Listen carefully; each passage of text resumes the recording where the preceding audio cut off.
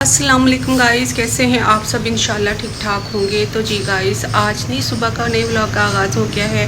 तो आपने मेरी जो प्रीवियस वीडियोस देखी हैं उसमें मैंने आपको स्किन पॉलिश का ट्यूटोरियल दिया था और साथ साथ मैंने आपको दिया था हाइड्रा फेशियल का ट्यूटोरियल दिया था। बाहर बहुत ज़्यादा शोर था क्योंकि हमारी स्ट्रीट में सुबह सुबह क्या है कि ज़ाहिर है बच्चे स्कूल जा रहे होते हैं, तो इस वजह से ना तो काफ़ी आवाज़ें आ रही होती हैं ट्रैफिक की। अच्छा, आपने बिहाइंड द वॉल्स मेरा जो भी है इसको इग्नोर करना है क्योंकि ये वॉल्स ऐसी ही हैं और आपको तो पता ही है हमारा रेंट का घर है। चलें, आज मैं आपसे शेयर करूंगी।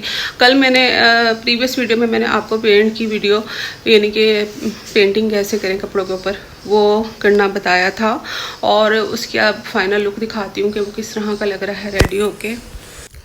तो जी गाइस, यहाँ पे मैं करती हूँ स्टिचिंग। अपना जो स्टिचिंग ट्यूटोरियल है वो बनाती हूँ। ये हमारा जो रूम है बेसिकली ये मेरा छोटा सा, यहाँ मैंने पार्लर का भी सेटअप बना रखा है, स्टिचिंग का भी जो सेटअप है वो बना रखा है। और ये है उस फ्रॉक की टॉप की फाइनल लुक जिस पे मैंने पेंट किया था और इसका मैंने सारा ट्यूटोरियल यानी कि बनाया है, वीडियो बनाई है, लेकिन आप लोगों ने वॉच ही नहीं की। प्लीज़ मेरे आप ब्लॉग की वीडियो जो है उनको भी सपोर्ट करें, वो भी देखा करें। अच्छा, ये सारा सामान फैला हुआ है और ये देखिए ये ब्रशेस यूज़ हुए थे, ये सब जो पेंट है, और ये एक्स्ट्रा हमें फैब्रिक रखना पड़ता है ब्रशेस साफ़ करने के लिए। और ये पैलेट है, इन सबको अभी मैंने वॉश करना है, सारा क्लोजअप करना है। देख ले कितना मेस क्रिएट हो जाता है जब हम कोई भी वीडियो शूट करते हैं। बिलीव करें इतनी मेहनत होती है। तो ये मेरा बेडरूम है और अभी मेरा बेटा सो रहा था और इसको भी मैंने सेट करना था और घर के बाकी सारे काम अभी करने थे। तो जी गाइस, ये देखिए ये वो ब्रशेस थे। मुझे एक कमेंट आया था, किसी ने पूछा था कि आपने कौन से ब्रशेस यूज़ किए हैं, तो मैंने ये वाले ब्रशेस यूज़ किए थे ब्लू बर्ड के, यानी ब्लू बर्ड कंपनी के ही पेंट्स थे, उनके ही ब्रशेस थे, उनका ही ये जो है बाइंडर था। तो बाइंडर के बगैर कलर्स यानी कि पेंट नहीं हो सकते। पेंट जो है फैब्रिक के ऊपर स्टे नहीं करता, तो आपने बाइंडर ज़रूर डालना है, थोड़ा सा वाटर भी डालना है, तो ही फैब्रिक के ऊपर जो है पेंट स्टे करेगा, लॉन्ग लास्ट रहेगा, वॉश होने के बाद भी नहीं उतरेगा। तो इसी बॉक्स के अंदर मैं अपनी सारी जो चीज़ जितनी भी चीज़ें थी इसमें डाल के रख देती हूँ ताकि मुझे बाद में कोई मसला ना हो। फिर चीज़ें इधर उधर हो जाती हैं। बच्चों वाला घर है, ज़ाहिर है मेरे बच्चे हैं, तो मेरे बेटे बहुत ज़्यादा, जो सबसे छोटे वाला बेटा है वो हर चीज़ को यानी कि बस ख़राब करने में लगा रहता है। तो मैं सारा कुछ इसी के अंदर डाल के रख देती हूँ। और बाकी जो रूम था ये देखिए, अब इसको भी समेटना था, तो मैं अकेले ही कैमरा पकड़ती हूँ, खुद ही वीडियो शूट करती हूँ। और ये वाला जो बैग है इसके अंदर अनस्टिच कपड़े पड़े हुए हैं जो कि अभी मैंने स्टिच करने थे, अपने और मेरी बेटी के थे। और ये गाइस वो फ्रेम है, इसके ऊपर फिर मैंने इसको टेप कर दिया था क्योंकि टेप करना ज़रूरी था। इसकी वजह से ना, टेप जब मैंने नहीं किया था तो ये कपड़ा जो फैब्रिक था डैमेज हो रहा था, तो इस वजह से फिर इसके ऊपर मैंने टेप को रैप किया था और जो टेप था वो कम हो गया था। अब मैं दोबारा से लेके आऊँगी और फिर इसको जो बाकी हिस्सा रह गया उसको रैप करूँगी।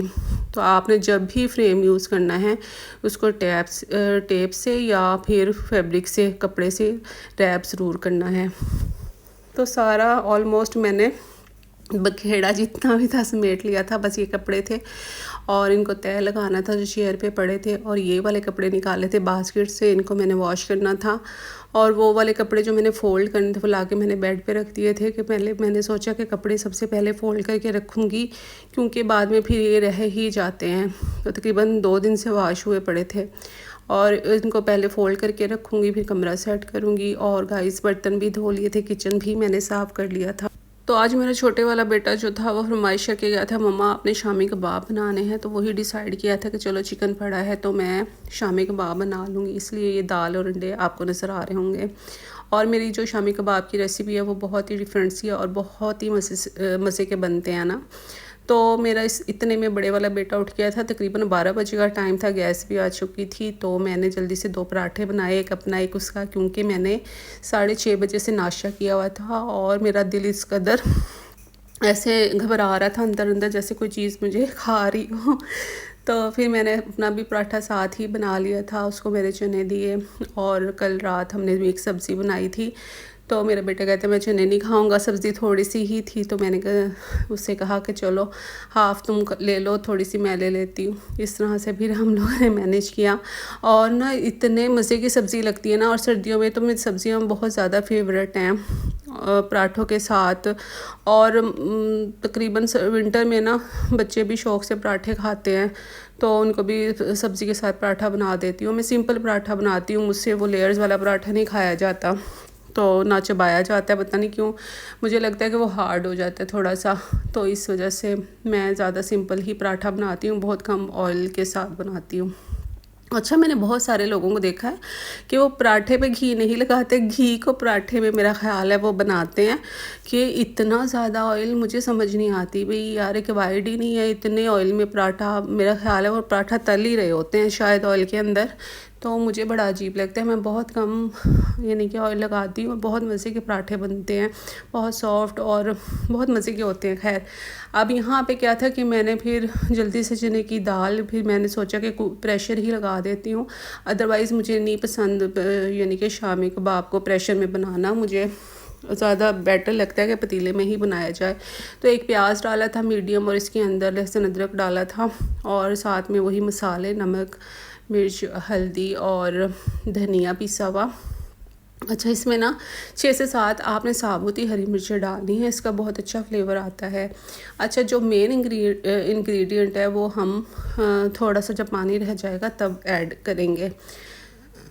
तो ऐसे जब से मैंने प्रेशर का ये बेल्ट यानी कि जो अंदर वाली रबड़ थी वो चेंज की थी, ये इतना तंग करता है, ये लगता ही नहीं है। इसके साथ तकरीबन कुश्ती करनी पड़ती है, रेसलिंग लड़ना पड़ती है, तो जाके ये बंद होता है।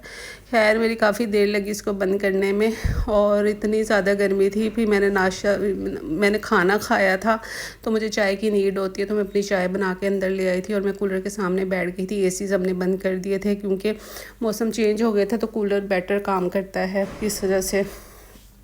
तो ये देखिए, मैंने फिर अपनी चाय इंजॉय की। अच्छा, जब थोड़ा सा पानी रह गया था ना, तो मैंने ये वाले जो चिकन के पीसेस ही निकाल लिए थे प्लेट में, क्योंकि हमने इसकी जो हड्डियाँ थी वो अलग करनी थी और चिकन को श्रेड करना था।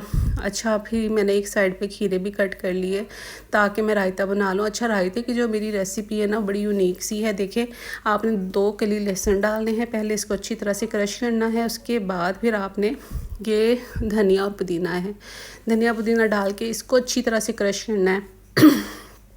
और स्टेप बाय स्टेप बनाया करें चीज़ों को ना।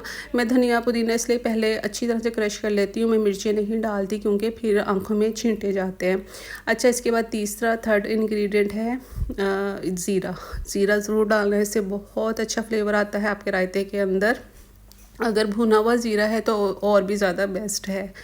इसके एंड पे लास्ट में मैंने यानी कि हरी मिर्च डालनी है, और हरी मिर्च को भी अच्छी तरीके से क्रश करके अब हमने साइड पे रख देना है। इसके बाद हमने दही जो है उसको बीट करना है अच्छे तरीके से फोक के साथ।